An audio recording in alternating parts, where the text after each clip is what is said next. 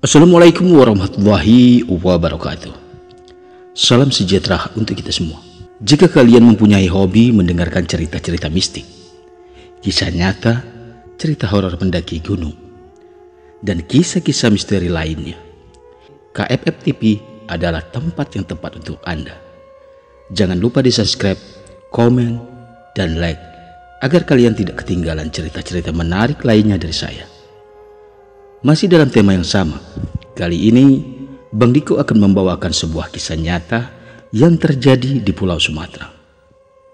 Karya ini adalah mahakarya saya sendiri, sedangkan narasumbernya adalah teman Facebook Bang Diko. Terima kasih untuk Kak Eyang Bayu yang telah mengizinkan saya menuliskan kisahnya. Daripada penasaran, langsung saja kita simak videonya. Tonton sampai habis agar mendapatkan faedah dari kisahnya.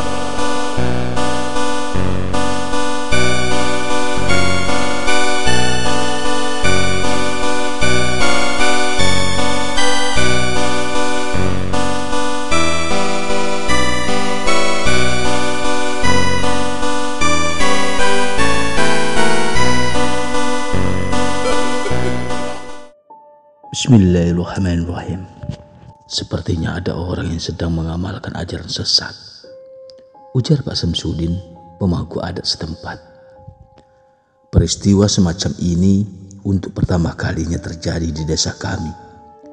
Tidaklah heran jika orang-orang tak habis pikir, jika di dunia panah ini masih ada manusia sekejam dan senekat itu. Apalagi kuburan yang digalinya adalah makam anak berusia 2 tahun. Tidak lama, Pak Wira beserta keluarga, juga kepala desa dan beberapa perangkat lainnya datang ke pemakaman. Setelah memeriksa dan memastikan kebenaran tentang laporan warga, Pak Rusdi Zainal sebagai kepala desa mulai membuka percakapan. Kejadian ini baru pertama kali terjadi di desa kita. Saya selaku kepala desa akan membuat keputusan sebagai langkah pertama untuk antisipasi agar kejadian serupa tidak terjadi lagi, ujar Pak Rusdi Zainal dari ekspresinya yang menundukkan kepala dan berkata dengan nada berat, menandakan betapa sangat terpukulnya beliau dengan kejadian ini.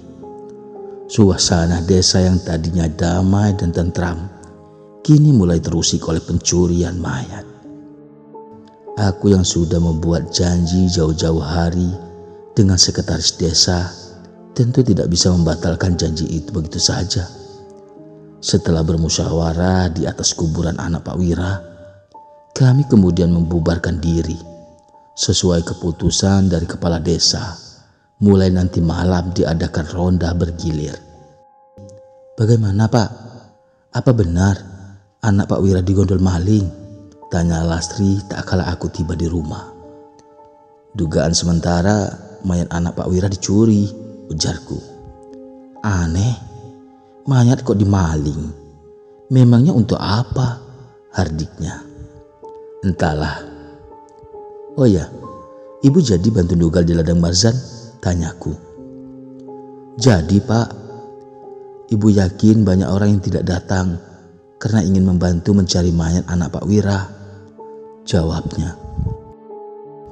Aku pun berkata kepada Lastri, jika urusan di kantor desa selesai, aku akan menyusul ke ladang Marzan untuk membantu nugal. Setelah mandi dan sarapan, aku pun menuju kantor desa, sedangkan Lastri bersama tetangga lainnya berangkat ke kebun Marzan. Walau sudah berjanji, tidak semerta-merta proses pembuatan domisili berjalan dengan baik. Kesibukan sekretaris membuatku harus sedikit bersabar.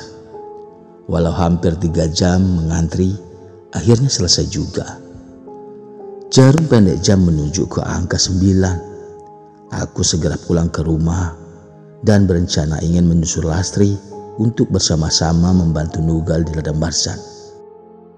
Namun saat rumah mulai terlihat dari kejauhan, aku terkejut melihat Lastri telah berada di depan rumah dengan wajah penuh ketegangan.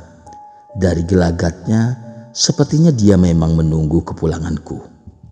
Aku mempercepat langkah agar segera menghampirinya. "Pak, cepat Pak!" panggilnya dari kejauhan dengan kedua tangan melambai-lambai ke arahku. Saat aku sampai di dekatnya, Lastri menarik tanganku menuju ke ladang Marzan. "Ada apa, Bu?" tanyaku. "Marzan Pak, Marzan." Hanya kalimat itu yang terlontar dari bibirnya. Walau masih dalam kebingungan dengan perbuatan Lastri padaku, tapi aku menuruti saja saat ia menarik tanganku menuju ke kebun Marzan. Orang-orang yang membantu nugal hari itu berhamburan. Beberapa hampir menabrak kami.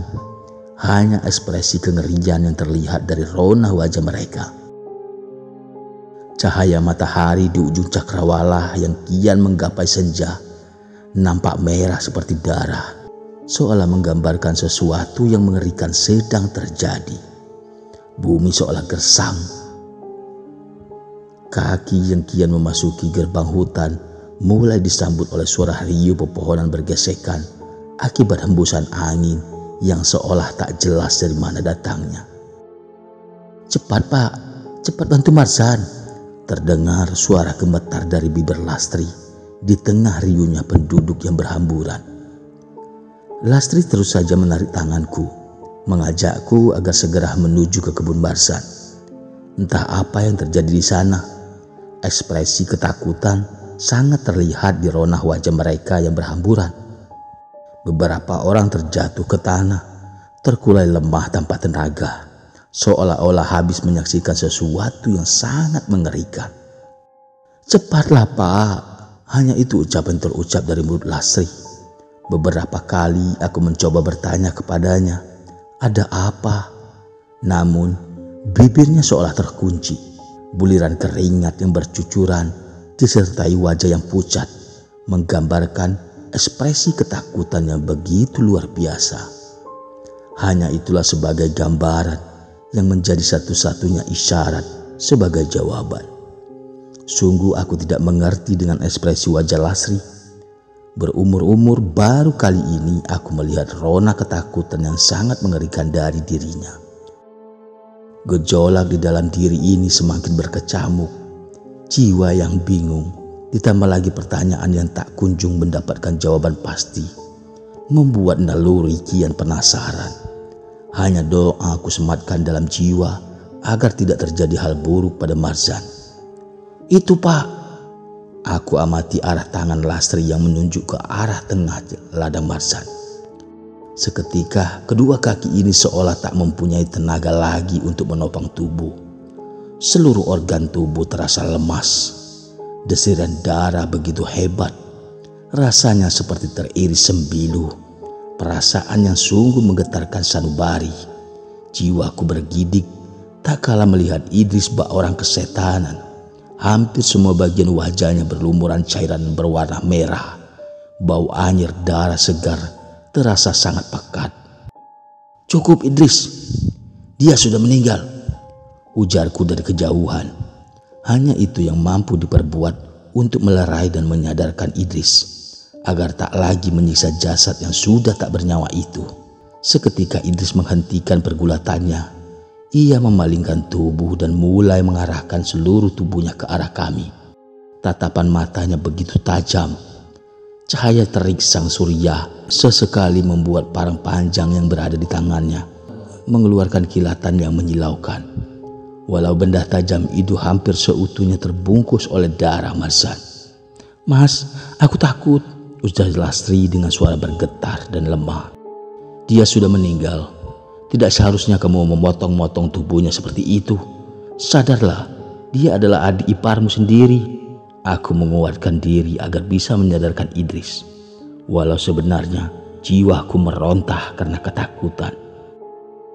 Tidak sepatah kata pun yang terucap dari bibir Idris. Dia hanya menatapku tajam, seolah memperlihatkan kepribadiannya yang mengerikan. Aku kian bergidik, tak kalah tetesan darah yang melumuri parang panjang itu dijilatinya. Apalagi dia mulai berjalan ke arah kami. Dari ekspresi yang terlihat, sepertinya aku dan Lastri akan menjadi korban selanjutnya. "Kamu pulanglah. Ceritakan apa yang telah terjadi kepada Pak Kades," Andai Bapak adalah korban selanjutnya, setidaknya kesaksianmu kelak disaksikan oleh orang lain, ujarku kepada Lasri. Sampai jumpa lagi di episode berikutnya. Wassalamualaikum warahmatullahi wabarakatuh.